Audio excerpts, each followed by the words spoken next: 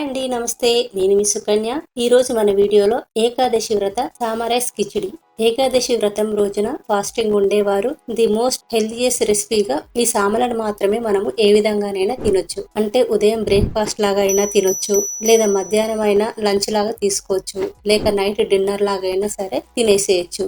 ఈ సామలు మిల్లెట్స్ అనేది ఏకాదశి రోజు స్పెషల్ గా తినొచ్చండి. మనము గుడికి వెళ్ళినప్పుడు అక్కడ ఏకాదశి రోజున తప్పక ఇచ్చే ప్రసాదం అండి ఇది. ఇస్కాన్ లో అయితే మరీ ప్రత్యేకంగా దేవుడికి నైవేద్యంగా పెడతారు. అలాగే మనకు కూడా ప్రసాదంలా ఇస్తారండి. సో ఈ సామల కిచిడిని ఫాస్టింగ్ చేసే వాళ్ళకే కాదండి, ఇది పిల్లల దగ్గర నుంచి పెద్దవాళ్ళ వరకు ది మోస్ట్ హెల్దియెస్ట్ ఫుడ్ అండి ఇది. మరి లేట్ చేయకుండా సామరైస్ కిచిడిని ఎలా ప్రిపేర్ చేసుకోవాలో చూసేద్దాం.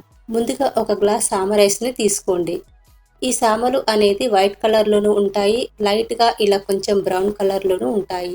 నేను ఇక్కడ బ్రౌన్ సామలని తీసుకున్నాను. ఈ సామలను 1-2 సార్లు నీట్గా కడిగి తీసుకోండి. ఇలా 2 సార్లు కడిగి తీసుకున్న సామలలోకి ఒక 4 కప్పుల వాటర్ ని యాడ్ చేసుకొని 1 గంట పాటు నానబెట్టుకోండి.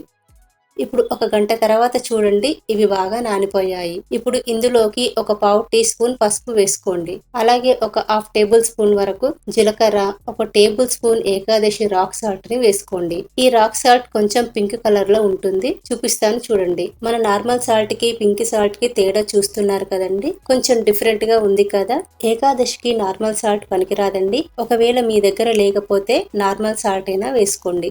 ఇప్పుడు ఈ సాల్ట్ ని కూడా యాడ్ చేసుకున్న తర్వాత నెక్స్ట్ ఇప్పుడు ఇందులోకి పల్లి నూనెను 1 స్పూన్ వరకు వేసుకోండి. సన్ఫ్లవర్ కానీ నువ్వుల నూనె కానీ వేరే ఏ ఇతర ఆయిల్స్ కూడా ఏకాదశికి పనికిరావండి. ఒకవేళ మీ దగ్గర లేకపోతే ఆయిల్ ని స్కిప్ చేయండి, లేదా పాల మీద మీగడ ఉంటే 1 స్పూన్ వరకు వేసుకోండి. నెక్స్ట్ ఇందులోకి 1 చిన్నగా కట్ చేసుకున్న బంగాళదుంప ముక్కలు, అలాగే 1 సన్నగా కట్ చేసుకున్న క్యారెట్ ముక్కలు, 1 టమాటాని ఇలా చిన్న ముక్కలుగా కట్ చేసి వేసుకోండి. అలాగే ఇందులోకి కొద్దిగా క్యాబేజీ తురుము, 1 సన్నగా కట్ చేసుకున్న పచ్చిమిర్చి, 2 కరివేపాకు రెమ్మలు వేసి మిక్స్ చేసుకుందాం. ఇప్పుడు ఈ బౌల్ని స్టవ్ మీద పెట్టి ఫ్లేమ్ని మీడియం టు హైలో పెట్టి ఒక 5 నిమిషాల పాటు ఉడికించండి. ఒక 5 నిమిషాల తర్వాత ఇలా ఉడకడం స్టార్ట్ అవుతుంది. ఇలా మధ్య మధ్యలో కలుపుతూ ఉడికించుకోండి.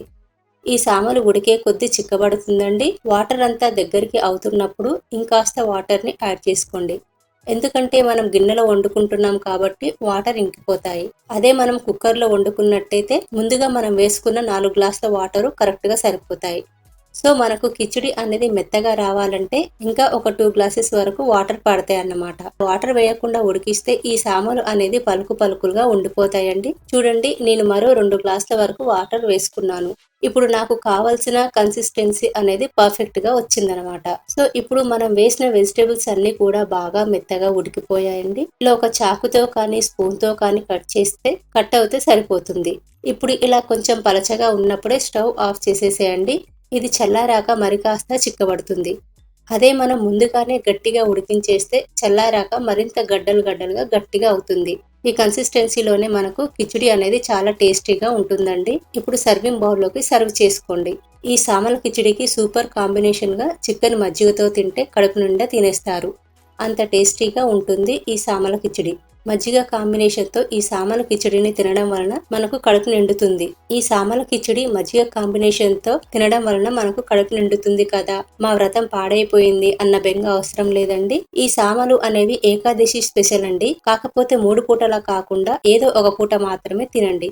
అంతేనండి, ఈ సామల కిచిడిని చేసుకోవడం చాలా ఈజీ కదా. మరి మీరు కూడా ఇంట్లో తప్పక ట్రై చేయండి. ట్రై చేశాక రుచి చూశాక మీకెలా కుదిరిందో నాతో షేర్ చేసుకోండి. ఈ వీడియో మీకు ఎంతో కొంత యూజ్ అయింది అనుకుంటాను. ఈ వీడియో నచ్చితే ఒక లైక్ చేసి మీ ఫ్రెండ్స్ కి రిలేటివ్స్ కి షేర్ చేయండి. తప్పక సబ్స్క్రైబ్ చేయండి. మరొక మంచి రెసిపీతో కలుస్తానండి. Thank you for watching.